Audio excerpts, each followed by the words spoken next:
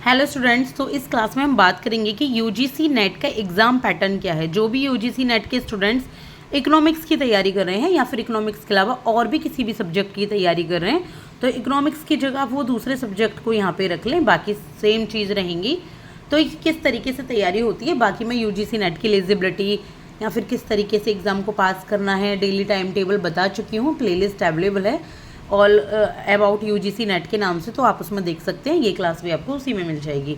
तो देखिए, सबसे पहले यूजीसी नेट में 2 पेपर होते हैं। आप जब पीजीटी कर लेते हैं, यानी कि आप जब पोस्ट ग्रेजुएशन कर लेते हैं, तो उसके बाद आप यूजीसी नेट को दे सकते हैं अगर आपके 50% से ज़्यादा मार्क्स है। तो 50% है या 55% से ज़्यादा मार्क्स है तो इसमें जो पहला पेपर आता है वो कॉमन सब्जेक्ट आता है सभी के लिए, ठीक है। सेट बस अलग अलग होते हैं और ये 50 क्वेश्चन का पूछा जाता है। मैक्सिमम मार्क है 100।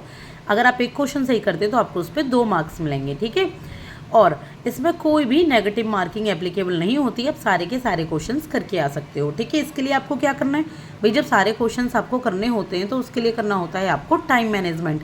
टाइम मैनेजमेंट कैसे आएगा, जब आप ज़्यादा से ज़्यादा क्वेश्चंस को सॉल्व करने की प्रैक्टिस करेंगे। तो इसके लिए आप क्या कर सकते हैं, मेरे चैनल को विजिट कर सकते हैं एक बार। मैं यूजीसी नेट के पीवाईक्यूज़ और एमसीक्यूज़ कराती हूँ और आगे मैं कराने वाली हूँ। तो रोज़ मैं आपको एक क्लास यूजीसी नेट के प्रीवियस ईयर क्वेश्चंस या यूजीसी नेट के एमसीक्यूज़ की दूंगी। तो आपकी बहुत अच्छे तरीके से तैयारी हो जाएगी जब भी आपका एग्ज़ाम होगा, चाहे वो आप इस साल दें या अगले साल दें।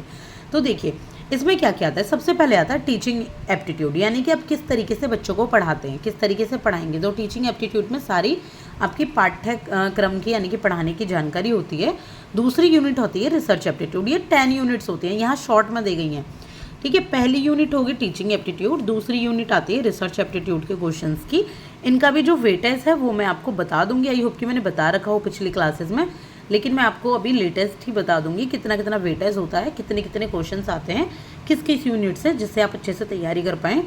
तीसरा होता है रीडिंग कॉम्प्रहेंशन। रीडिंग कॉम्प्रहेंशन में क्वेश्चंस आपको पूछे जाते हैं एक आपको पैराग्राफ देके, ठीक है। बहुत इजी नहीं होता ये, मैं समझिए इजी होता है, बहुत घुमावदार क्वेश्चन होते हैं। उसके लिए ज़्यादा से ज़्यादा आपको पैराओं को सॉल्व करके देखना होगा, तब आप इसका आंसर कर पाएंगे। कम्युनिकेशन आता है फिर। चौथी यूनिट क्या है, तीसरी यूनिट है रीडिंग कॉम्प्रहेंशन, चौथी यूनिट है कम्युनिकेशन। कम्युनिकेशन आपका बहुत ईजी आता है, बहुत हार्ड नहीं आता और इसके क्वेश्चन थोड़े वैसे कम ही पूछे जाते हैं। इसके बाद आती है रीजनिंग। रीजनिंग में आपका वही सिंपल, इसमें मैथ्स भी इंक्लूड होता है, ठीक है। और बहुत ज़्यादा हार्ड रीजनिंग नहीं आती है, थोड़ी सी मेहनत करेंगे तो हो जाएगी। तो नंबर 5 है आपका रीजनिंग। नंबर 6 पे आती है आपकी लॉजिकल रीजनिंग, ठीक है। कौन सी आती है, लॉजिकल रीजनिंग। नंबर 7 पे आता है आपका डेटा इंटरप्रिटेशन, यानी कि डीआई, जो आपको टेबल बना के दे दी जाती है ना, फिर उसमें से क्वेश्चन पूछते हैं किस साल उस कंपनी को कितनी कमाई हुई, इस साल उसने कितने का प्रोडक्शन किया, तो ये आता है। इसके बाद आता है नंबर 8 पे इंफॉर्मेशन एंड कम्युनिकेशन टेक्नोलॉजी, यानी कि कंप्यूटर के बारे में, ठीक है। 7 यहाँ पे 9 पे आता है प्यूपिल एंड एनवायरनमेंट। ये 9 पे प्यूपिल एंड एनवायरनमेंट, यहाँ पे आपका थोड़ा एनवायरनमेंट आता है, डेमोग्राफी आती है, करंट अफेयर भी आता है। इसके बाद आता है हायर एजुकेशन सिस्टम, जो कि आपके जितने भी आप ये ग्रेजुएशन पोस्ट ग्रेजुएशन करते हो उससे रिलेटेड क्वेश्चन यहाँ पे पूछे जाते हैं, ठीक है। ये थोड़ा ईजी होता है, प्यूपिल एंड एनवायरनमेंट भी ईजी है, ठीक है। तो आप अगर डेली मेहनत करेंगे, डेली तैयारी करेंगे तो आसानी से आप कर पाएंगे।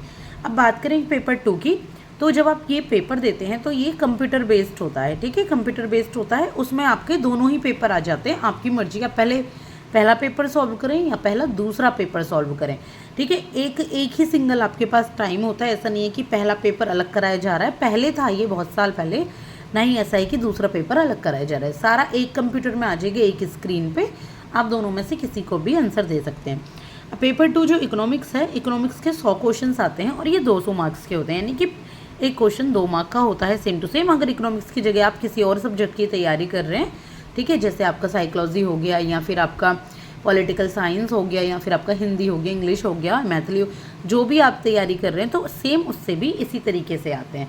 तो कोई नेगेटिव मार्किंग है नहीं, तो आसानी से आप सारे क्वेश्चंस का सॉल्यूशन कर सकते हैं।